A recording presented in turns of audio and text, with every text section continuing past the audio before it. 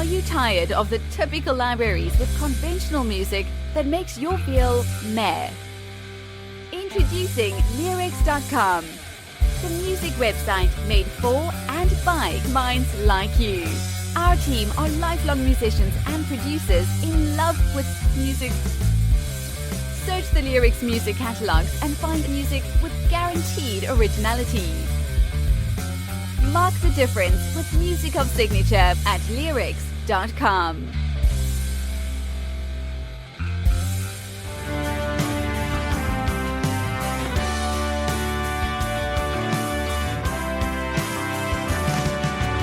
Writing letters from the coast, will my words travel that far?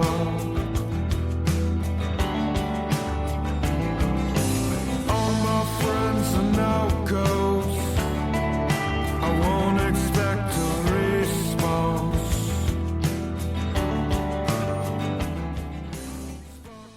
This is the song Nevertheless. Nevertheless. Sounds amazing. And this is by a band called Nightswims.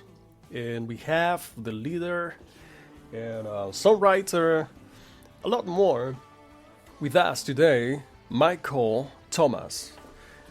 Hi, Michael. How's it going? I'm well, Anton. Thank you for having me on. Absolutely, a pleasure. This sounds incredible. I'm blown away with the air section, and it's really cohesive. It's a beautiful, beautiful song. Nevertheless. So why don't you, take the chance and introduce yourself and talk to us about this song and the rest of your project. Yeah, so I started this project at the beginning of the pandemic. I'd been in a bunch of bands. Nothing ever really went anywhere, and I always played kind of, guitar, bass, other instruments for other people's acts, and finally just decided to take the reins and begin writing the songs myself and constructing sort of my vision for this project. And so when I began writing, it took a little bit under a year to put a bunch of songs together that would eventually become our first album, Idlewild, which was released on February 11th. And this is the first single from the album. And during that time period of writing, I just put our group together slowly but surely. Went through probably about 15 different players before I settled on my bassist, and now who's becoming a pretty strong member in the writing force for our new material that we're working on. His name is David Savoyan, and then we also found a drummer named Nathan Atwood, who is, in my opinion, probably the best drummer I've ever been able to play with. So it kind of rounded out the group very nicely. And, we rely quite a bit on the dynamics in our music. So it's a pretty important part of this group is that you kind of know your role, know how to play to the music. And I was fortunate enough to find these two guys that definitely can do that. Beautiful. And, yeah, I was always quite influenced by English music growing up from a pretty young age, and I think that definitely is heard in the sound. One of my biggest inspirations is a guy named Jason Pierce, who is basically the sole member of a group called Spiritualized, and that was a huge influence on me. Around 15 years old, it was a pretty pivotal moment for me, where I just saw I was into like punk rock and heavier stuff, and he kind of opened my eyes a bit to how you can make heavy music beautiful, and how you can strip it back and play around with the nuances of dynamics within music in a way that I hadn't yet heard. And that was a pretty lasting effect. And then I started looking at songwriting in a very different way at that point. Instead of just making a bunch of noise, I could put together something in more of a composition rather than just a song. And I think that was definitely my aim with this first album.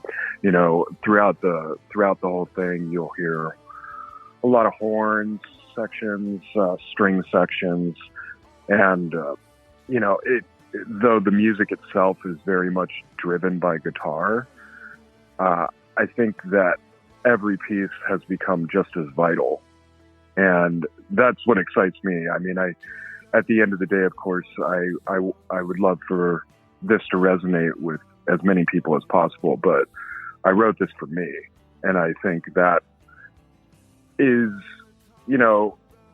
not always the wisest decision, maybe as far as, trying to become a mainstream act, but I think it becomes more personal, and that's the music that has ultimately spoken to me more than anything else throughout my life. And so I'm really excited to get this album out there. It took about 2 years in total in making it. We actually recorded it originally back in the spring of 2021. I rented a cabin up in Idlewild, California, which is in the mountains. Beautiful. And was trying to go for, I guess, some sort of like Uma Guma situation, which is just locking the band members in a house for a week and seeing what happens. And we got some really beautiful moments. But ultimately, when I came down from the mountain and started the editing process, it was a bit, because, we were taking this all on ourselves. Like we self-funded, self-engineered. And it was one of those moments where it's like, okay, we got a lot of really great stuff, but this is not the album that I ultimately wanted to release. So we took about 6 months and really kind of just dialed in and honed the music even further. And then in October, we got together with a guy named Ben Moore at Singing Serpent Studios in San Diego, and spent about 3 months recording with him, and ultimately assisted in the mixing of the album, and finished it up on January 15th and sent it out to be mastered, and then it was released. So that's where we are now. Incredible. Wonderful story. Amazing. There's so many things you touch upon that I was impressed by, right? So first of all, what motivated you to take this step and begin, writing your own songs, and like from helping others creating their music onto creating your own music? Well, the biggest thing was that, I was always I took the Miles Davis approach to creating my own music, right? It's when I started writing songs, because I've been writing songs since I was about 9 years old. When I first picked up a guitar, it wasn't like I wanted to be the greatest guitarist in the world. I had no interest in that. When I first picked up a guitar, I just started strumming and singing. So it was definitely something that was in me from a very young age, where it's, my motivation was I just wanted to write songs, and I didn't realize it at that time, that that's ultimately what I wanted to be. But that's how I got started. And I got kind of, when I say the Miles Davis approach, he had this theory that you can't really speak to anyone until you've lived something worth speaking. And so I felt as though if I started writing songs and without really living a life first, it wasn't going to be honest, and it wasn't going to be sincere. And so I really believed, without trying to be contrived, that I had to go make mistakes and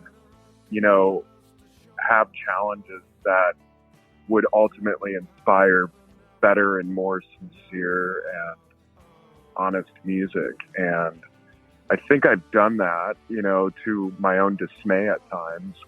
And now, around the time that I started writing these, it felt like the moment. It was like, okay, I feel like I have something to say.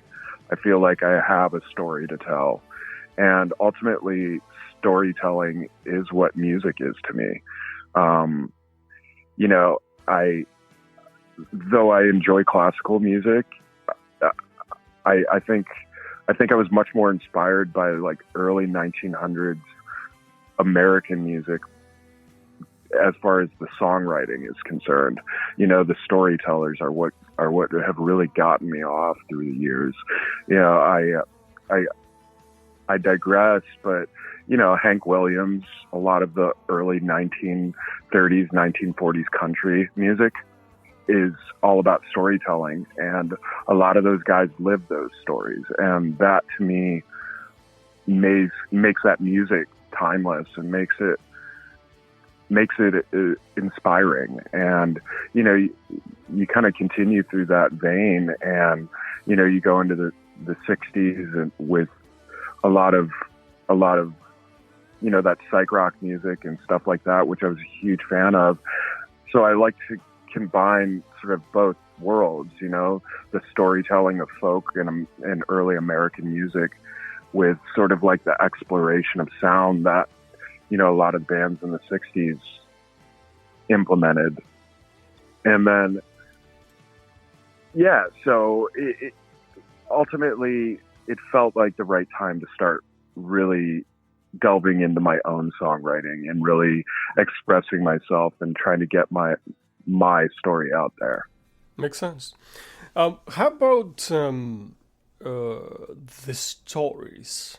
What type of... And the question that I want to ask you is, from your inspiration 100 years ago or 50 years ago, what do you think are the stories that are still relevant? And, do you find that you have lived and you are telling similar stories or the same concepts that are still relevant from your inspiration? Yeah, the human struggle, I mean, life is hard, and, you can be polarized so easily by politics and, current events in the world, but a lot of that is fleeting. And I mean, people tend to forget yesterday very easily, but what they don't forget is the mistakes they've made. You can talk to somebody who has had all the successes in the world, but they still remember that one mistake that they made when they were 12 years old, or the wrong thing they said or the wrong thing they did. That's what resonates and sticks with them and helps them grow as a human being, and that to me is timeless. I think we kind of live in a time where people need to hear that others are going through the same thing as them, maybe in a different way, but they're still struggling the same way. They're still dealing with the repercussions of maybe things that they regret. And I think that is important and vital within storytelling, within music, because art is not supposed to be, in my opinion, it's supposed to be relatable, not divisive. And, I don't care who you are, what you've done. If my music resonates with you in a certain way, great. and that's what's most important to me, is that I can speak to you on a human level through what I write. And I think that that's been lost currently in a lot of music. I think we're at a really interesting time as far as what's being produced and what's being put out there, because everything is kind of subverted to genre, and I mean, don't get me wrong, it's always been the case where, when I was young, like me and my friends getting together in a garage, it's like, what kind of music do we want to play? And it's like, oh, we want to sound like these guys or that. But then as you sort of evolve and become a bit more of a mature musician, you start to realize that, oh, I want to do something different, and I don't want to sound like these guys, but I want to take some of the things that resonated with me with what they had to say and carry that into what I do. Right. And I think that is ultimately what's most important to me, and what I think is kind of timeless is the human struggle. And, that's what I've taken out of a lot of music that I've listened to growing up. Yeah, absolutely. You're absolutely on point.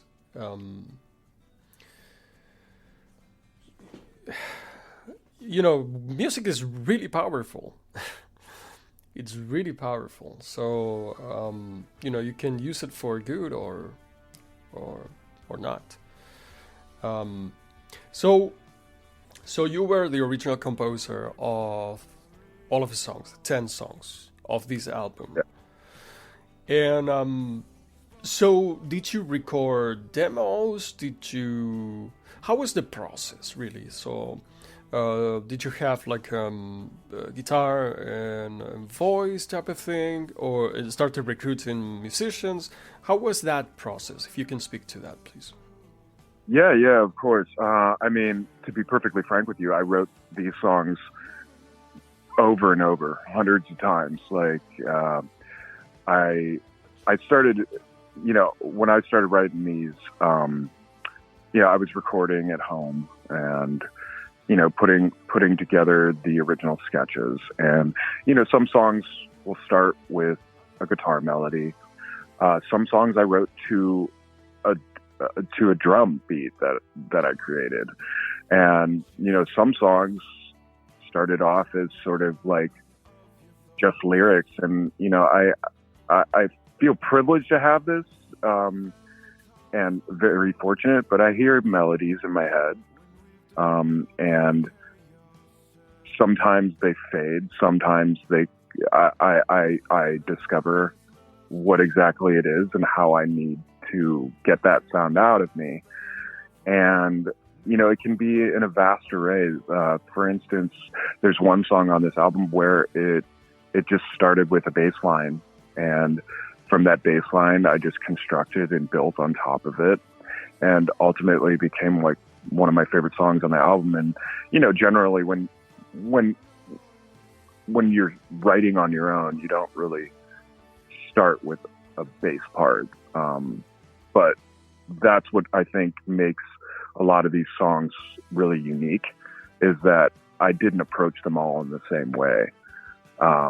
There's one song on the album, it's the closing song, it's called Special, and that song is incredibly important to me, because that was one of those beautiful moments where I woke up in the middle of the night. It was 4 o'clock in the morning, and I had heard something while I was sleeping, and I just got up and started recording it. And it started with just this piano line that was very simplistic, but really lush and beautiful. And it was a story in specific that I needed to get out of me. And it just all came. I wrote that song in 20 minutes. And then there's other songs like the first song on the album, Catcher, that song took me 9 months to write, and I mean, that's not abnormal. There's tons of musicians that sometimes it takes them years to write a song. But that's what I was fortunate, in a lot of ways. And, to the destruction of so many others with what this pandemic brought. And I sympathize and empathize with a lot of people that, lost a lot or lost everything. What the pandemic did for me, though, was it gave me time. And that's something that I needed. I needed time. I needed to be able to just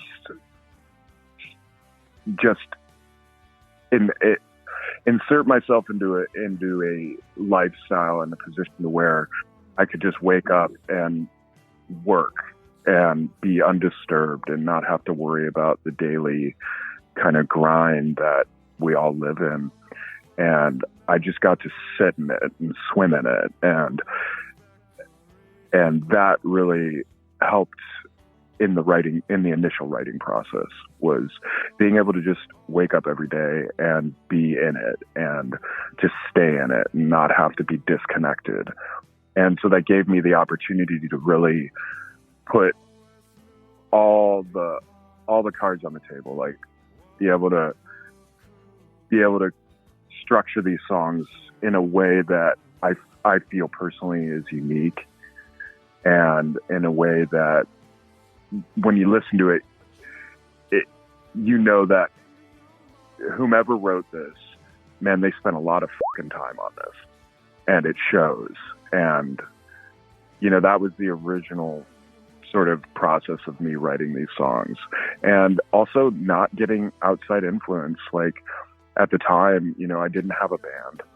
I didn't have anybody sitting next to me telling me, oh, go this direction or go that direction. And just let me keep that experimentation and keep all those really like kind of crazy ideas that I wanted to try out for these songs and really meld them and make them into a functional piece of music. And, that's one thing that being in bands before, I felt when there's too many voices in the room, you can often lose a lot of what is unique or special about something. And when it's just you don't really have that. And so when I did the initial recordings and writings for these, I didn't have anybody.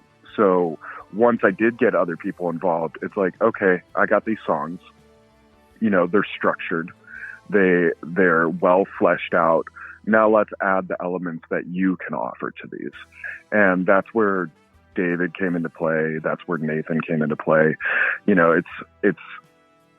It's one of those things where it was so serendipitous. It was like, it was meant to be, because these guys were looking for something in the same way. Like they were looking for something different, kind of experimental, but still has some of that pop sensibility to it.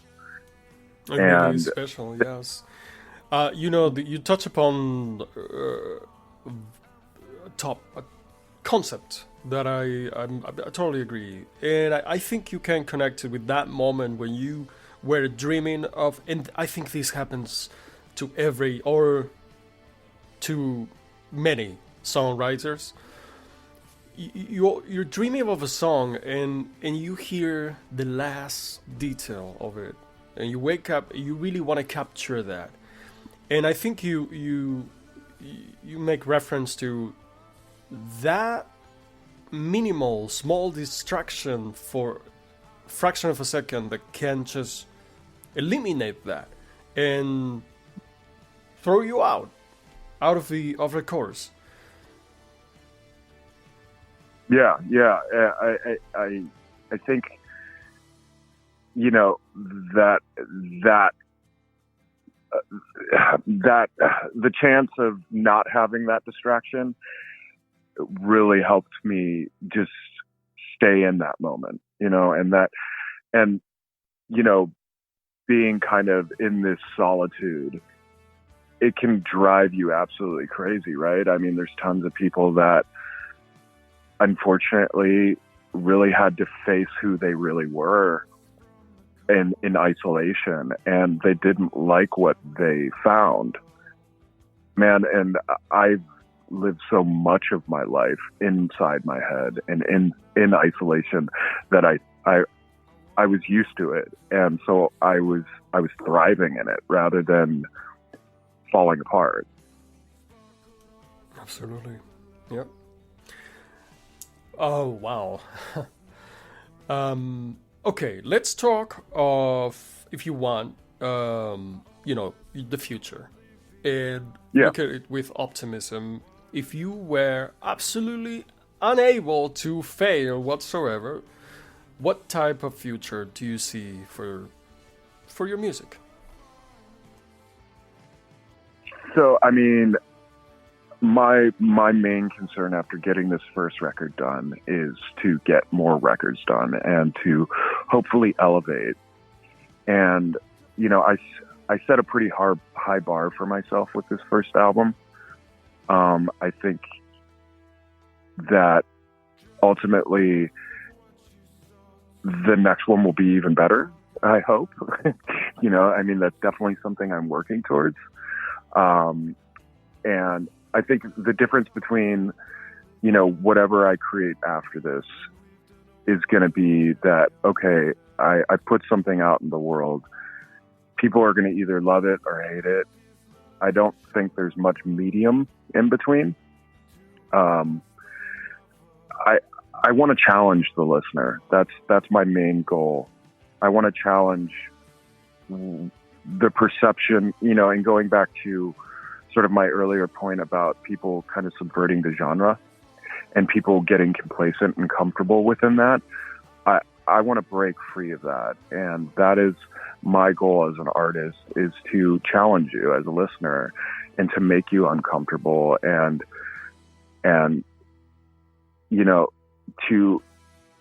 make you think, okay, so music can be more than just, a verse chorus, or, it can be more than garage rock. It can be more than hip hop. It can be more than just a country album. I think that's my main goal. I didn't realize, I think, until people started telling me, oh, your music's alternative, that it's alternative music.